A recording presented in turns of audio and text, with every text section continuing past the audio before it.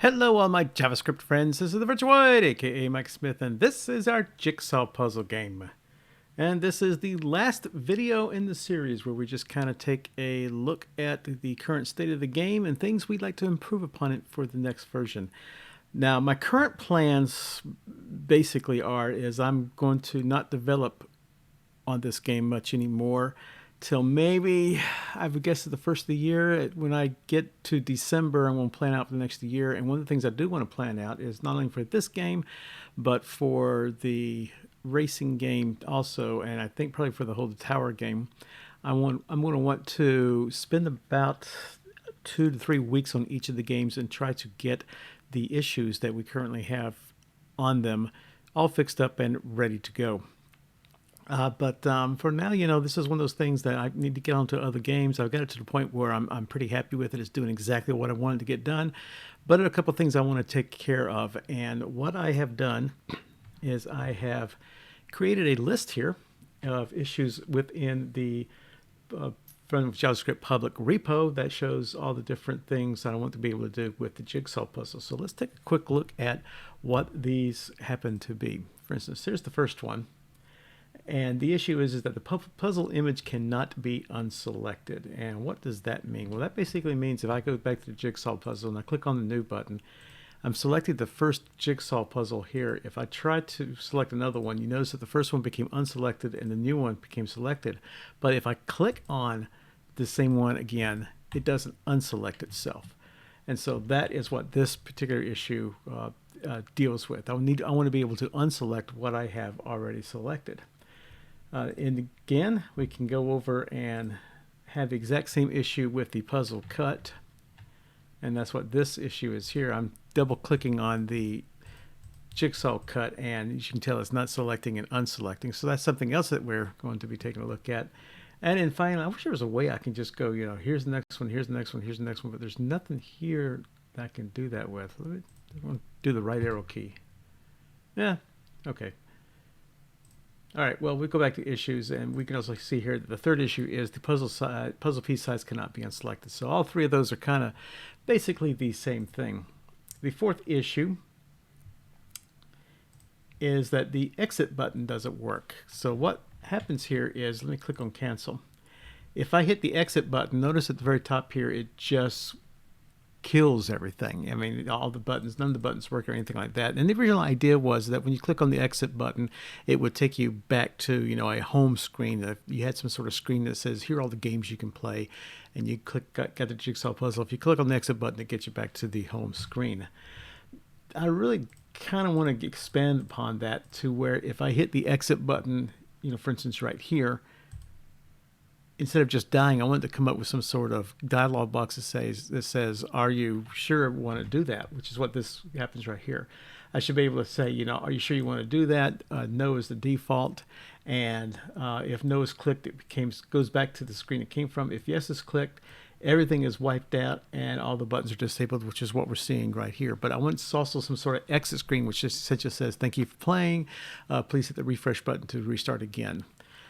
And that exit screen will actually be taken what kind of takes the place of going back to an original home screen where you had a game selection or something like that. So I want to be able to get the exit button working better. Let's see, the next one is that the cancel button doesn't work. And this is pretty much kind of the same thing. The idea here is let me do a refresh.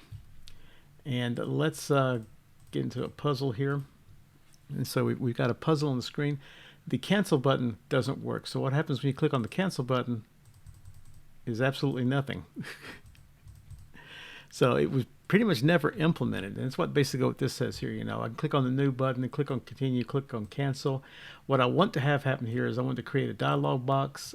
If no is select, with dialog box, it has yes or no on it. If no is selected, then it goes back to where it came from. If yes is selected, the current game is canceled and it goes back to the home screen. So unlike the exit button, which gets you out of the program completely, the cancel button is going to stop you, it's going to stop the current game, but get you back to the home screen. And that home screen is that screen right there. That's what I consider the home screen. So that's that issue we want to take a look at. tab needs a title. You don't see it here because I've got it on full screen, but the browser tab just says the word title. It says absolutely nothing else. Let's see if I can pull that up here within my code. Let's see, Jigsaw Puzzle. Let's see if we go to highlight left. Yeah, there we go. Jigsaw Puzzle. I'll go to the index.html. Notice that the title says title. That kind of stinks. Title, what's it supposed to say? So I basically wanted to say, let's go back to the full screen stuff. I basically wanted to say, maybe Jigsaw Puzzle by TheVirtuoid or something like that. I really don't know why yet, but well, that's something if we ever work with this thing or ever get to this bug that we may figure out we want something different on that, but that's no big deal. Whoops, didn't mean to go back. Let's go back now to our issues list. And canvas needs to be full screen. This is really the biggest irritant I had with this game is I click on new here, and let's just do that and click on 48, and we got the screen here. But the problem is here, if you take a button, let me click on start. If you take a button or a jigsaw piece and take it outside of the cyan colored box, it goes back. So the entire screen itself, the entire puzzle itself barely fits within this cyan colored box. So once you start putting pieces together, it is very difficult to be able to get, oh, that one actually went out the screen. That's cool. But it's very difficult to be able to get the puzzle working correctly, or move all the pieces within the screen. So I want to be able to have this entire screen available to me for moving all of the puzzle pieces. That would just make life a whole heck of a lot easier, instead of having it confined within this little cyan area. So that's what that is, and that's why I said expected is just to make it full screen. No big deal there. Okay, better drag and drop. This is also another big irritant I have with it. So I got the drag and drop here, so I click on the puzzle piece and I can move it around and work and everything, but if I move it too quickly, it kind of loses its spot. Notice it quit moving. And then sometimes it will just completely forget. And if I just move it too fast, it just doesn't work correctly. So my drag and drop is not very efficient. I have to basically drag and be very slow with the drag and drop. And that's just badly inefficient. So that's one of the things I want to work on. It's really not a very good way of doing things. In fact, let me show you something here really quickly. This is my my favorite jigsaw puzzle game is called Jigsaw Planet. And hey, if you really enjoy doing jigsaw puzzles, this is a great one to use. Notice they use the entire screen here for moving, but I can take this thing, I can drag and drop and just move it all over the place, and it just stays with me at all times. And they've done an extraordinarily wonderful job in being able to figure out how how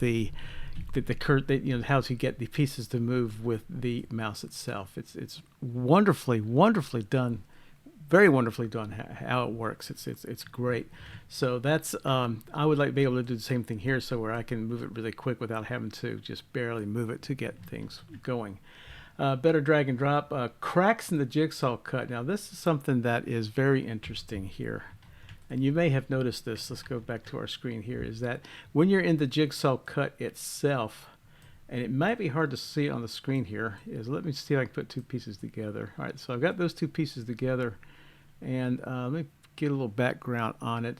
Hopefully I'll be able to. I'm going to zoom in a little on my screen here. I want to go into production here, but you can see that there's a little outline of the jigsaw with the piece itself, and that's, it's kind of an irritant to look at. Jigsaw Puzzle does it very well. You can see here, and hopefully I'll zoom in a little bit here on this one. But Jigsaw Planet, they've got it done correctly, where they've kind of got a 3D effect on the puzzle piece itself, and that 3D effect looks really good. And they don't show the full puzzle until you have completed the puzzle. Everything has that 3D effect. And I'm thinking they've done that in order to try to hide the fact that their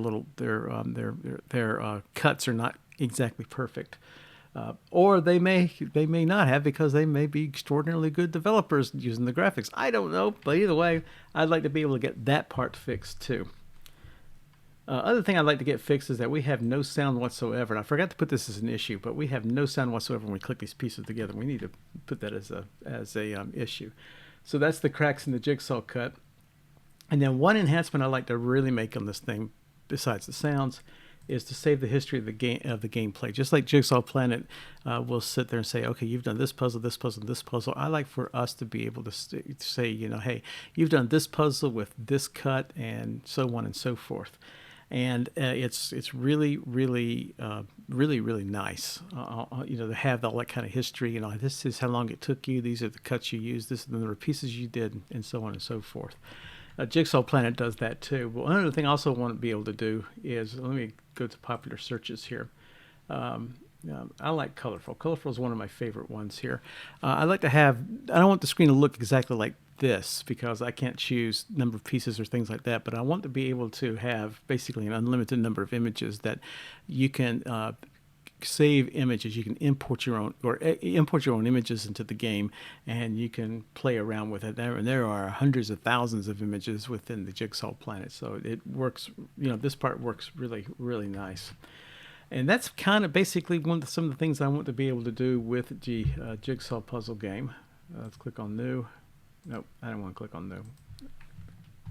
Well, that's another error we're gonna have to try to fix. But anyway, so this is basically the final video for the Jigsaw Puzzle game. Thank you very much for sticking with me throughout this entire enterprise here. Hopefully, with the Jigsaw Puzzle game, we will get back to it next year. We may not. We may leave it at that. I may just go ahead and grade issues down. And since this is a public repository and you do happen to clone it, you're free to obviously try to fix it on your own, because again, all this code is completely free to you. You don't have to.